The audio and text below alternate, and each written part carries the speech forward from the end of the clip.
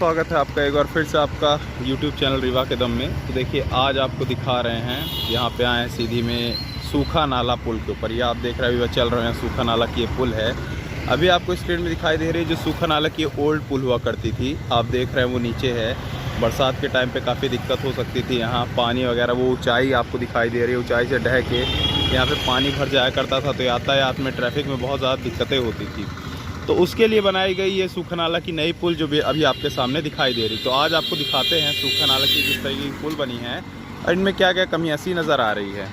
सबसे पहले अगर बात की जाए तो इस पुल को बनने में बहुत ज़्यादा समय लगा है। काम क्या होता था, शुरू होता था फिर वापस आके बंद हो जाता था, मतलब काम का शुरू होना बंद होना ये चलता रहा है। दूसरी चीज़ मैं बताना चाहूँगा, जब कोई भी इस तरीके की पुल बनती है, ये पुल ऐसी है कि ये बन गई है तो ट्रैफिक आना और जाना सब इसी से होने वाला है। तो इस पुल में मेरे ख्याल से लाइट की जो व्यवस्था है वो बहुत अच्छी होनी चाहिए, जो कि यहाँ पे आपको देखने को उस तरीके की मिलेगी नहीं। आपको अगर लाइट वगैरह दिख भी रही है तो कुछ टेम्परेरी टाइप की दिखाई देगी। दूसरी चीज़ हमने आपको बताया था, जो रीवा में जो पुल्स वगैरह बनती थी उसका अगर कंपेयर किया जाए तो ये जो साइड में वॉल आपको दिखाई दे रही हैं, इन वॉल्स में वो जो कलरफुल पेंट जिसके कारण जो लाइट रिफ्लेक्ट होती थी वो चीज़ भी आपको नहीं दिखाई दे रहा है। नॉर्मल सा वाइट एंड ब्लैक कलर का पेंट किया गया है, तो उस चीज़ की भी यहाँ पे कमी है।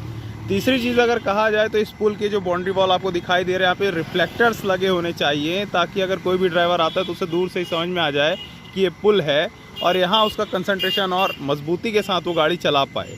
अब यहाँ पे अगर रिफ्लेक्टर ना होने की वजह से उतनी ढलान से कोई आएगा और रात के समय अगर उसका कंसंट्रेशन बिल्कुल भी बिगड़ा तो बहुत बड़ा हादसा यहाँ पे हो सकता है।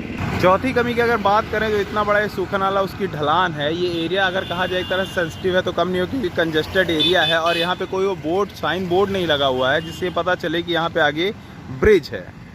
सबसे बड़ी कमी की अगर बात करें तो ये मैं सूखे नाले पे खड़ा हूँ और ये रोड आपको दिखाई दे रही है जो कि सीधे यहाँ से उत्तर करौंदिया होते हुए चले जाती है, कलेक्ट्रेट रोड से मिलती है।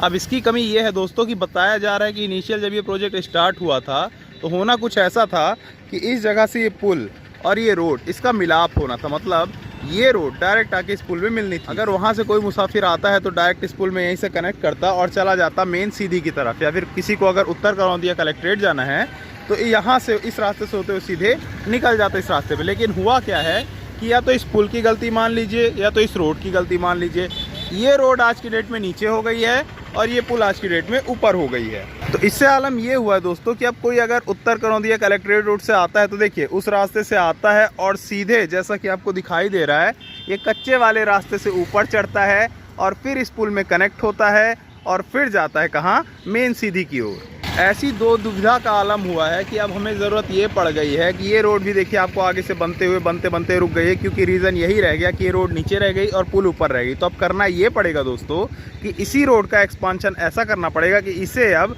साइड से बनाते हुए ऊपर की ओर टच करना पड़ेगा, जिसके लिए हमें थोड़ी ज़्यादा स्पेस की ज़रूरत पड़ेगी, जो कि कहीं ना कहीं थोड़ा मुश्किल लग रहा है। बात करें तो सेम यही चीज़ आपको इस रोड पे भी दिखाई दे जाए। ये जो रास्ता आपको दिखाई दे रहा है ये सीधे आज़ाद नगर होते हुए आपको पुराने बस स्टैंड की ओर निकाल देता है।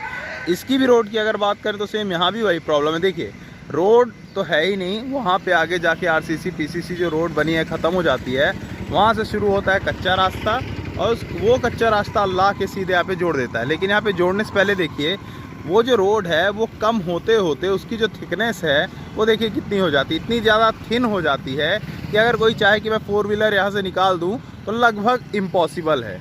उसी के साथ अगर बात की जाए तो इस सूखा नाला पुल को देखेंगे तो वहाँ तक तो बाउंड्री वॉल्स बने हुए हैं, लेकिन उसके बाद यहाँ पे आप देखेंगे तो पिलर्स तक का जो काम है उसके आगे जो काम है आपको रुका हुआ दिखाई दे रहा है, मतलब काम इसमें अधूरा अभी भी छोड़ा गया है।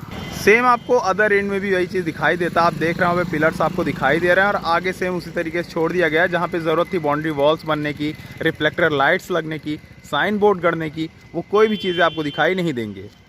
इन सारी कमियों को देखकर आपको क्या लगता है, क्या सच में सीधी का ये विकास कार्य हो रहा है? क्या सच में ये जो सूखा नाला की पुल थी वो प्रॉपर जिस तरीके की बननी थी उस तरीके की बनी है? अपनी राय नीचे कमेंट बॉक्स में लिख के ज़रूर दें। और आपको क्या लगता है कि क्यों इस रोड को नहीं जोड़ा गया है? इस रोड को न जोड़ पाने की क्या वजह है? गलती किसकी थी? रोड नीचे रह गई या पुल ऊपर बन गई? कमेंट कर ज़रूर बताएं।